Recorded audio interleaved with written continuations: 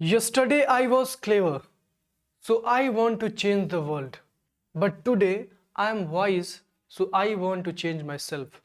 कल मैं चालाक था, तो मैं सारी दुनिया बदलने निकला था, और आज मैं बुद्धिमान हूं, तो मैं खुद को बदलना चाहता हूं।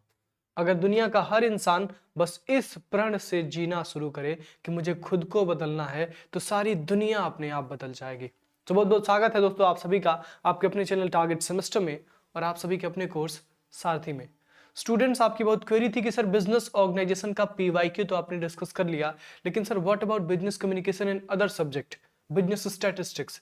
तो भाई एक एक करके सारे ही सब्जेक्ट के पीवाईक्यूज हम डिस्कस करेंगे सारथी में। सारे ही ईयर्स के यूट्यूब पे भी कुछ वीडियोस मिलेंगे आपको, लेकिन कुछ सिलेक्टेड वीडियोस ही मिलेंगे। मैंने आपको लास्ट लेक्चर में बताया था, अगर आप कंप्लीट प्रिपरेशन करना चाहते हैं, पूरी तैयारी करना चाहते हैं सेमेस्टर की, और सेमेस्टर में रॉक करना चाहते हैं, और सेमेस्टर में अपने आप को साबित करना चाहते हैं that you are the topper student of your college, of your university, तो जुड़िए सारथी से और रचिए इतिहास। क्योंकि बच्चे जो आपके सीनियर्स हैं वो पिछले कई सेमेस्टर से इतिहास रच रहे हैं। तो अगर आपको भी अपने कॉलेज में पहला रैंक लाना है, यूनिवर्सिटी में अपने क्लास में पहला रैंक आना है, तो आप जल्दी से जुड़ जाइए सारथी बैच से। सारथी बैच से जुड़ने के लिए कुछ नहीं करना है, आपको प्ले स्टोर से टारगेट गुरुकुल ऐप को डाउनलोड करना है और फिर आपका बीकॉम फर्स्ट सेमेस्टर का जो सारथी कोर्स है उसे ज्वाइन कर लेना है। अभी सारथी जस्ट 399 रुपए में आपको अवेलेबल है, तो जल्दी से जाइए ज्वाइन कर लीजिए, कहीं प्राइस महंगी ना हो जाए।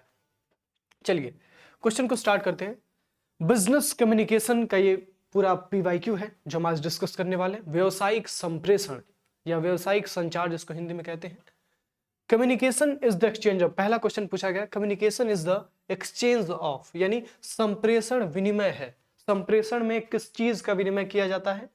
आइडियाज का, मैनेजमेंट का, कल्चर का, या इनमें से कोई नहीं। यानी संप्रेषण में युक्तियों का विनिमय होता है, प्रबंधन का विनिमय होता है, संस्कृति का विनिमय होता है, या इनमें से कोई नहीं। तो इसका आंसर क्या होगा? इसका आंसर होगा ए।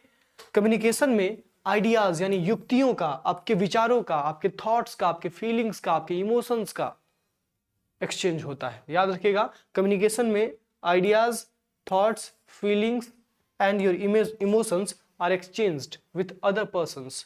Question number second, scope of communication is, संप्रेषण का क्षेत्र है। लोकल यानी स्थानीय क्षेत्र है, नेशनल यानी राष्ट्रीय क्षेत्र है, वाइड यानी व्यापक क्षेत्र है। याद रखिएगा, कम्युनिकेशन का जो क्षेत्र है वो बड़ा ही व्यापक है, बड़ा ही समग्र है।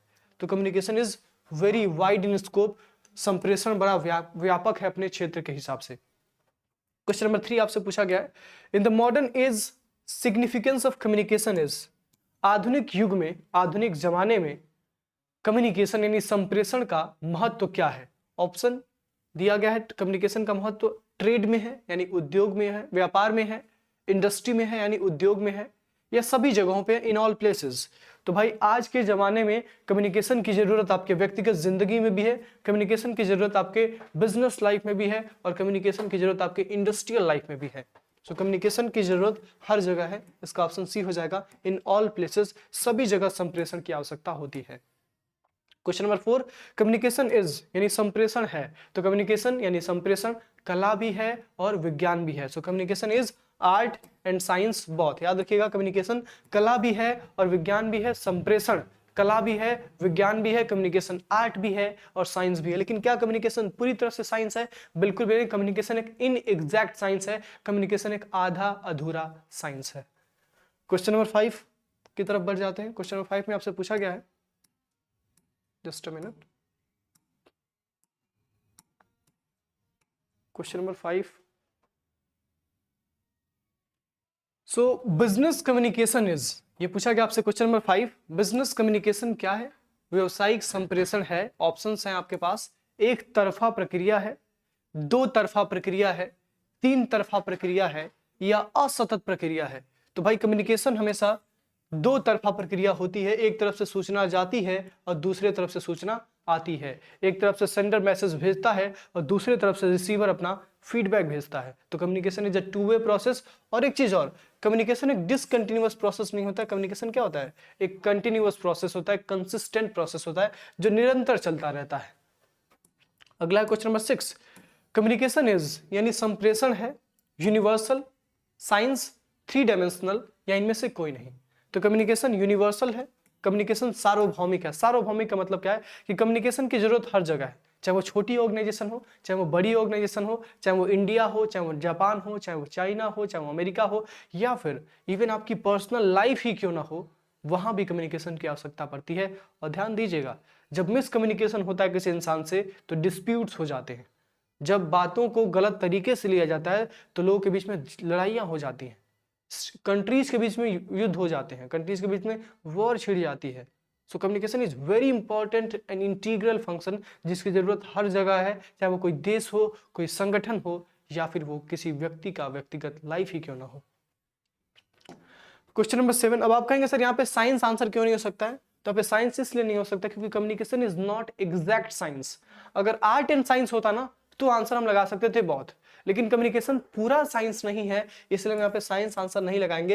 And the best answer is universal सार्वभौमिक। अगला question number 7, what is communication? संप्रेषण क्या है? ऑप्शंस हैं, मैनेजेरियल प्रोसेस, यह एक प्रबंधकीय प्रक्रिया है। ऑप्शन दूसरा है, it is a continuous process, यह एक निरंतर चलने वाली प्रक्रिया है।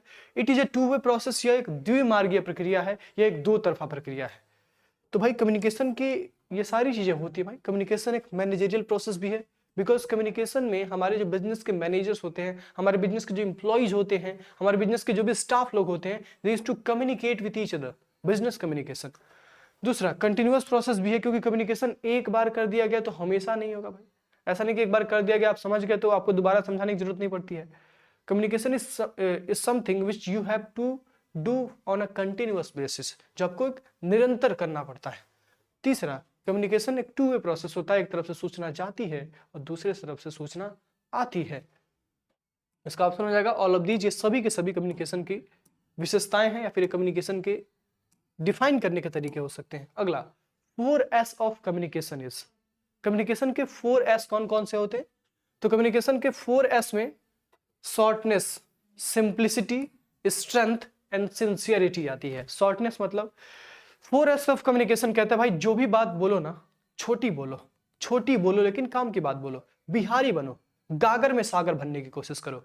मतलब ये नहीं कि 1 घंटा बोलना है, 5 मिनट ही बोलो, लेकिन 5 मिनट में इतनी इन्फ्लुएंशियल बात बोलो, इतनी इफेक्टिव बात बोलो कि ऑडियंस आपकी फैन हो जाए।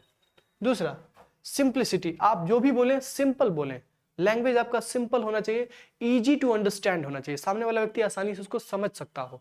तीसरा स्ट्रेंथ, आपकी बात में दम होना चाहिए, आपकी बात में मजबूती होनी चाहिए। एंड सिंसियरिटी, आप अपनी बात करते समय सिंसियर रहें, ये नहीं कि आप बात कर रहे हैं और आप कहीं और भी देख रहे हैं, कहीं और भी आपका दिमाग चल रहा है।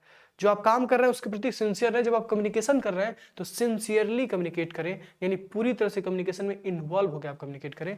This are the 4S of communication, और ये इसके मतलब होते हैं। तो इसका ऑप्शन ए हो जाएगा।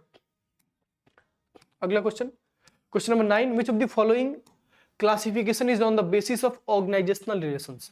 मैंने सारथी वाले स्टूडेंट्स को types of communication chapter number 2 पढ़ाया था, जिसमें मैंने आपको बताया था कि कम्युनिकेशन को बांटने के बहुत सारे बेसिस हो सकते हैं, जिसमें से एक था on the basis of organisational relations, संगठनात्मक संबंध के आधार पर 2 प्रकार के संप्रेषण होते हैं। एक होता है फॉर्मल कम्युनिकेशन और एक होता है इनफॉर्मल कम्युनिकेशन। एक होता है औपचारिक संचार और दूसरा होता है अनौपचारिक संचार। फॉर्मल कम्युनिकेशन क्या होता है? The communication taking place between the persons, जो कि ऑफिशियली कनेक्टेड होते हैं, जो आपस में ऑफिशियली जुड़े हुए होते हैं। और उस कम्युनिकेशन में हमेशा ऑफिशियल बातचीत होती है, ऐसी बातचीत होती है जो संगठन से संबंधित होती है। वाइल इनफॉर्मल कम्युनिकेशन ऐसा कम्युनिकेशन होता है जो हो सकता है ऐसे लोगों के बीच में हो जो ऑफिशियली कनेक्टेड हो, लेकिन जो उनकी बात होगी वो ऑफिशियल नहीं होगी, उनकी जो बात होगी वो संगठन से संबंधित नहीं होगी, उनकी बात जो होगी वो कंपनी के विजन, कंपनी के मिशन, कंपनी के प्रॉफिटेबिलिटी से संबंधित नहीं होगी, और उनकी बात जो होगी it would be a very ideal thing, वो बहुत ही बेकार की बात होगी। मतलब बहुत ही ऐसी बात होगी जो संगठन के लिए बिल्कुल भी उपयोगी नहीं है। तो इसका आंसर क्या हो जाएगा? फॉर्मल एंड इनफॉर्मल, औपचारिक और अनौपचारिक, ये 2 प्रकार के संचार होते हैं संगठनात्मक संबंध के आधार पर। Question number 10, which of the following type is not included in classification of flow.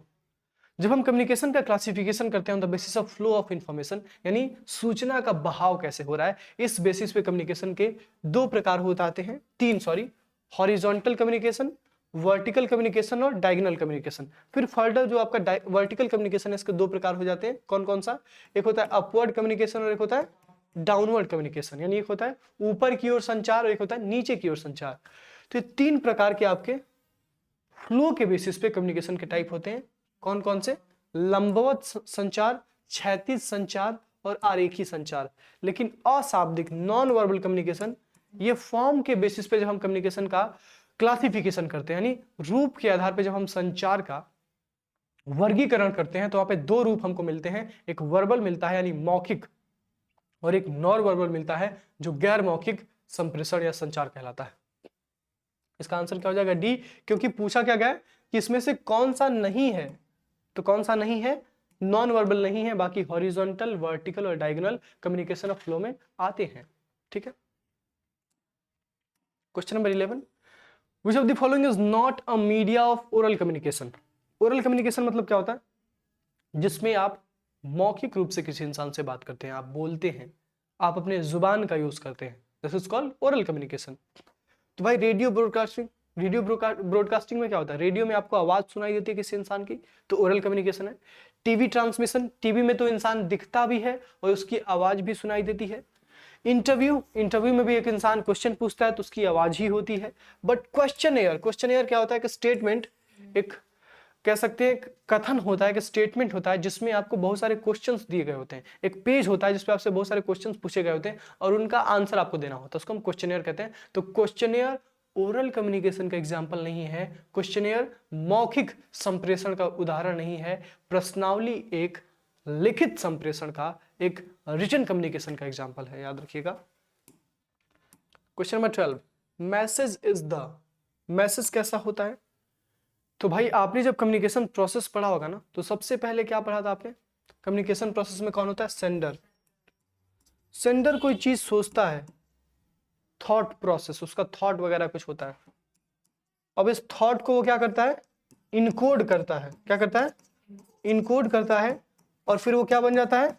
Message बन जाता है। फिर उस मैसेज को वो मीडियम के थ्रू रिसीवर तक पहुंचाता है, फिर रिसीवर उसे डिकोड करता है, समझता है, फिर रिसीवर डिकोड करने के बाद उसको जो समझ में आता है उस हिसाब से वो फीडबैक देता है। अब देखिए मैसेज क्या है? तो मैसेज इनकोडेड होता है, मतलब मैसेज आपके थॉट प्रोसेस का इनकोडेड फॉर्म होता है। आपने जो सोचा उसको सही तरीके से कैसे बोलना है, दिस इज कॉल्ड मैसेज। तो मैसेज इज इनकोडेड। इसका कुछ लोग आंसर कहेंगे सर स्ट्रॉ होगा। मैसेज रॉ नहीं होता है। रॉ क्या होता है?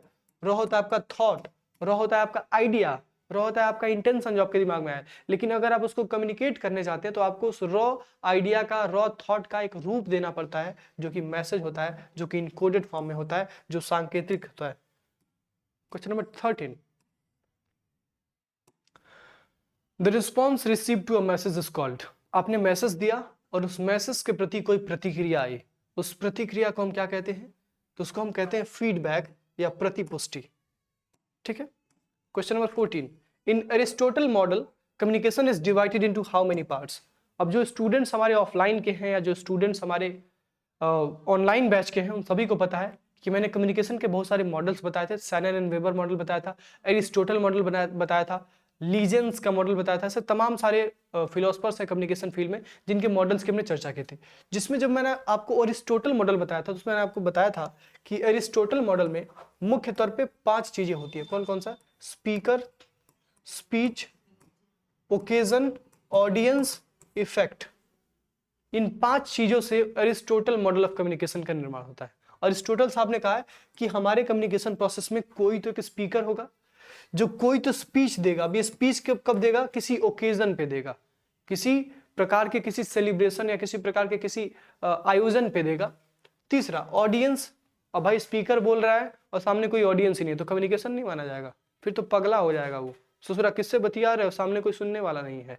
तो ऑडियंस भी होने चाहिए। और इफेक्ट मतलब ऑडियंस का इफेक्ट, यानी ऑडियंस का फीडबैक, ऑडियंस को चीजें समझ में आ रही हैं कि नहीं आ रही हैं, दिस इज कॉल्ड इफेक्ट। तो अरिस्टोटल मॉडल ऑफ कम्युनिकेशन में 5 चीजें होती हैं, तो याद रखिएगा 5 elements are there in Aristotle model of communication. अगला है question number 15, how many parts of Murphy's model of communication. तो भाई मर्फी मॉडल ऑफ कम्युनिकेशन में 6 पार्ट्स होते हैं। कौन कौन सा होता है? Context, message, in sender encoder, medium, receiver, decoder and feedback. मैं लिख दे रहा हूं कौन कौन सी चीज होती है। कंटेक्स्ट होता है, अच्छी राइटिंग में लिख लेता हूं, नहीं तो बच्चे कहेंगे सर जी आपकी राइटिंग बहुत खराब है। Context, comma, message, comma, sender encoder, sender encoder, comma, medium, comma, receiver, decoder, comma, feedback. ये टोटल 5 थिंग्स से मिलकर बनता है मर्फी मॉडल ऑफ कम्युनिकेशन। याद रखिएगा, इनकोडर और सेंडर एक में है और रिसीवर और डिकोडर भी एक में है, ठीक है। तो total 6 elements are there, total 6 parts are there in Murphy's model of communication. तो यहाँ पे आंसर हो जाएगा बी, दैट इज 6। अगला question number 16, pride model of effective communication is given by. जो प्राइड मॉडल है इफेक्टिव कम्युनिकेशन का, प्रभावशाली संप्रेषण का, ये किसने दिया था? तो ये वर्धमान एंड वर्धमान के द्वारा दिया गया था। याद रखिएगा, इंपॉर्टेंट क्वेश्चन है। Pride model of effective communication यानी प्रभावपूर्ण संप्रेषण का प्राइड प्रतिमान किसके द्वारा दिया गया था? तो वर्धमान एंड वर्धमान के द्वारा दिया गया था। अगला question number 17, effective communication of any businesses. तो भाई मैं कहता हूं कोई बिजनेस चलाना है तो बिजनेस के जीवन रक्त की तरह काम करता है आपका कम्युनिकेशन। अगर बिजनेस का लीडर, बिजनेस का मैनेजर अच्छे से अपने एम्प्लॉय से बात करता है तो बिजनेस नेक्स्ट लेवल तक पहुंच सकता है, भले ही बिजनेस के पास फंड्स नहीं है। कम्युनिकेशन में यह ताकत होती है कि आप एक इंसान को के दिल को जीत सकते हैं और वो इंसान आपके लिए फ्री में भी काम करने के लिए तैयार हो सकता है। तो this is the power of communication. तो effective communication of any business is life blood. Business का जीवन रक्त होता है आपका प्रभावशाली नियंत्रण, आपका इफेक्टिव कम्युनिकेशन। कल को आप अगर कभी बिजनेसमैन बनेंगे so you should try to be very humble, very gentle, very polite. और जितने हम्बलनेस के साथ, जितने जेंटलनेस के साथ और जितने ही पोलाइटनेस के साथ अपने एम्प्लॉय से आप बात करेंगे, उतना ही वो आपके संगठन के लिए कुछ भी कर देंगे, अपनी जान तक दे देंगे हंसते हंसते। तो this is the power of communication.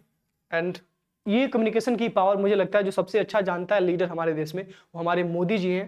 He is one of the very best speaker. I don't know what is his political role in the country, I don't care, लेकिन मुझे ये लगता है कि भाई उस इंसान के पास जो बोलने की कला है ना, it is one of the best art which is given to him by the god, या फिर हो सकता है उनकी मेहनत से मिला हुआ है। चलिए अगला, कम्युनिस्ट कम्युनिकेशन थियरी प्रोपाउंडेड इन। जो कम्युनिस्ट कम्युनिकेशन थियरी है, जो कम्युनिस्ट संप्रेषण सिद्धांत है, इसका प्रतिपादन कब हुआ था?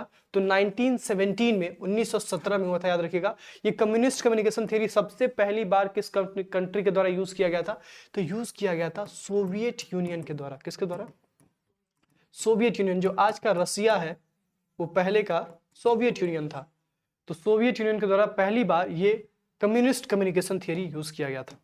1917 में इसका डेवलपमेंट हुआ था। Question number 19, the ideal theory of communication is. संप्रेषण का आदर्श सिद्धांत कौन सा है? तो ideal theory of communication is liberal communication theory, यानी लिबरल संप्रेषण सिद्धांत। लिबरल संप्रेषण सिद्धांत क्या कहता है? ये कहता है कि एक इंसान को खुल के बात करना चाहिए, किसी चीज से डरना नहीं है, किसी से भी बात कर सकते हैं आप according to liberal communication theory without having any kind of fear in your mind. इसका ऑप्शन नहीं हो जाएगा। अगला question number 20, the oldest theory of communication is. संप्रेषण का सबसे प्राचीन सिद्धांत कौन सा है? तो oldest theory of communication is Vedic theory. भाई सनातन सबसे पुराना धर्म है और सनातन की पुस्तकें, सनातन का जो इतिहास रहा है, सनातन की जो संस्कृति रही है, इसी से बाकी सारे धर्मों का जन्म हुआ है। तो सनातन तो भाई सारे धर्मों का जनक कहा जाएगा, ये निश्चित है। तो भाई सबसे पहले जो कम्युनिकेशन थियरी, चाहे कोई भी फील्ड आप उठा के देखिए, मैथमेटिक्स उठा के देखिए, साइंस, जो आज इन्वेंशंस हो रहे हैं ना, वो इन्वेंशंस की चर्चा हमारे धर्म ग्रंथों में, हमारे पुराणों में सदियों साल पहले, लाखों साल पहले की जा चुकी है। This is the power of Sanatan. तो सबसे पुरानी कम्युनिकेशन की थियरी कौन सी है? वैदिक थियरी है, वैदिक सिद्धांत है। चलिए question number 21, who is famous for its communication policy. निम्न में से कौन सा अपनी संप्रेषण नीति के लिए प्रसिद्ध है? तो जापान इज फेमस फॉर इस कम्युनिकेशन पॉलिसी। जापान में कम्युनिकेशन का बहुत ही शानदार पॉलिसी है और इसलिए जापान पूरे दुनिया भर में, दुनिया भर के देशों में अपने कम्युनिकेशन पॉलिसी के लिए, अपने संप्रेषण नीति के लिए बहुत फेमस है, बहुत प्रचलित है। अगला क्वेश्चन नंबर 22, वैदिक communication theory is popular in. तो भाई वैदिक कम्युनिकेशन थियरी हिंदुस्तान का है, तो पॉपुलर भी कहाँ होगा? हिंदुस्तान में ही होगा, इंडिया में, भारत में पॉपुलर है। Question number 23, basis of Britain communication processes. Britain communication process का बेसिस क्या है? तो भाई ब्रिटेन सब क्या है? सबके सब ससुरे क्रिश्चियन है, सबके सब ससुरे ईसाई हैं, तो उनके यहाँ चलेगी कौन सी थियरी है? क्रिश्चियन थियरी, यानी क्रिश्चियन सिद्धांत चलता है वहां पे। अगला मैसेजेस, यानी सूचना कैसी होती है? तो भाई सूचना हमेशा मीनिंगफुल होनी चाहिए, हमेशा अर्थपूर्ण होनी चाहिए। सूचना वही होती है, मैसेज वही होता है जिसका कोई मीनिंग होता है। The meaningless message is not a message, it is a thought, it is a raw message. ठीक है, वो मैसेज नहीं है, वो एक रॉ थॉट है जिसका कोई मीनिंग नहीं है। अब उस रॉ थॉट का आप एक मीनिंग प्रोवाइड कर रहे हैं by encoding, then this is called message. तो मैसेज इज ऑलवेज मीनिंगफुल, और अगर मैसेज मीनिंगफुल नहीं है तो आपकी इंफॉर्मेशन, आपका कम्युनिकेशन भी बेकार है। Question number 25, in mathematical theory of information message is calculated by. सूचना के गणितीय सिद्धांत में संदेश को मापा जाता है बिट में। किसमें मापा जाता है? बिट में। भाई आपने डेटा का नाम सुना होगा कि पहले बिट आता था, जब आप पहले 3G वगैरह था फोन, तो जब आप नेट चलाते थे ना तो ऊपर दिखाता था कि इतना बिट का नेटवर्क आपका पकड़ रहा है। फिर उसके बाद से केबी आया, किलो बिट, किलो बाइट्स। उसके बाद से अब तो एमबी में पकड़ता है, मेगा बाइट्स। तो भाई जो इन्फॉर्मेशन मैथमेटिकल थियरी के हिसाब से मैसेज को कैलकुलेट किया जाता है वो बिट के फॉर्म में किया जाता है। इसका ऑप्शन ए हो जाएगा। Question number 26, forms of oral presentation is. Oral presentation यानी मौखिक प्रस्तुतिकरण के कितने प्रारूप होते हैं? तो भाई दो प्रारूप होते हैं। ओरल प्रेजेंटेशन ऑडियो प्रेजेंटेशन हो सकता है, और oral presentation audio visual presentation हो सकता है। यानी ओरल प्रेजेंटेशन में हो सकता है कि एक इंसान केवल बोल रहा हो, या फिर ये भी हो सकता है कि इंसान कुछ बोल भी रहा हो और वो कुछ दिखा भी रहा हो। अगर वो बोल रहा है केवल, this is called audio oral presentation, और अगर वो बोल भी रहा है, कुछ दिखा भी रहा है, this is called audio visual oral presentation. इसका ऑप्शन सी हो जाएगा 2। Question number 27, semantic problem relates to. शाब्दिक कठिनाइयां संबंधित हैं, तो semantic problem relates to badly expressed message, अस्पष्ट व्यक्त संदेश। मैंने बहुत अच्छा एग्जांपल भी दिया था। हमारे जो सारथी के स्टूडेंट्स हैं उनको, आपकी क्लास चली थी तो उसमें मैंने आपको कम्युनिकेशन बैरियर एक अलग से चैप्टर है जिसको मैंने पूरा डिटेल में पढ़ा है, और मैंने आपको बताया भी था कि बड़ा इंपॉर्टेंट चैप्टर, इससे काफी क्वेश्चन आए हैं। देखिए 4-5 क्वेश्चन आपको कम्युनिकेशन बैरियर से ही मिलेंगे। सेमेंटिक प्रॉब्लम का मतलब क्या है? सेमेंटिक बैरियर मैंने आपको बताया था। Semantic barrier is related to the language and the words. किसी इंसान की भाषा और किसी इंसान के शब्दों को समझने में अगर आप त्रुटि कर रहे हैं तो इसका मतलब आपके कम्युनिकेशन में सेमेंटिक बैरियर आ रहा है। तो सेमेंटिक बैरियर का एक एग्जांपल होता है बैडली एक्सप्रेस्ड मैसेज, अस्पष्ट व्यक्त संदेश। मतलब आप एक ऐसा संदेश दे रहे हैं जिसको आप एक्सप्रेस उस तरीके से नहीं कर रहे हैं जिस तरीके से एक्सप्रेस करना था। जैसे कोई इंसान मर गया तो आप बड़ा मुस्कुरा के कह रहे हैं और बहुत चिल्ला क्या करें, अरे हो मर गए यार तो इस प्रकार से अगर आप बोलेंगे तो क्या आपकी बात को कोई इंसान अच्छे से लेगा? क्या आपकी बात को कोई इंसान सीरियसली लेगा, गंभीर पूर्वक लेगा? नहीं लेगा भाई।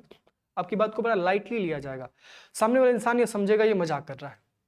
सो बैडली एक्सप्रेस्ड मैसेज का मतलब यह है कि जिस तरीके से इंफॉर्मेशन आपको मिली है, जिस प्रकार की इंफॉर्मेशन आपकी है, उसी प्रकार से, उसी तरीके से, उसी साइंस, उसी सिंबल्स, उसी पोस्चर के साथ आपको उस इंफॉर्मेशन को बताना होता है। अन्यथा ऑडियंस आपको लाइटली लेती है, ऑडियंस आपकी बात को कुछ और ही समझ लेती है। तो इसका आंसर होगा बैडली एक्सप्रेस्ड मैसेज। तो भाई अगर आज से किसी इंसान की मृत्यु की सूचना देनी हो तो हंस के मत देना, आराम से शोक में देना, हो सके तो 2-4 गो आंसू बहा लेना। ठीक है बाबू। चलो question number 28, faulty translation related to. त्रुटिपूर्ण अनुवाद संबंध। मैंने आपको पहले बताया कि भाई लैंग्वेज से संबंधित और वर्ड से संबंधित जितने भी बैरियर्स होंगे वो सब के सब सेमेंटिक बैरियर्स में आएंगे। Question number 29, reputary relation related to. प्रतिष्ठात्मक संबंध संबंधित है।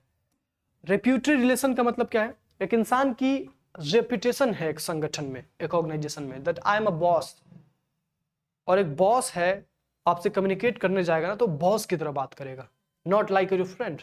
आपके दोस्त की तरह वो बात नहीं करेगा, वो बॉस की तरह बात करेगा।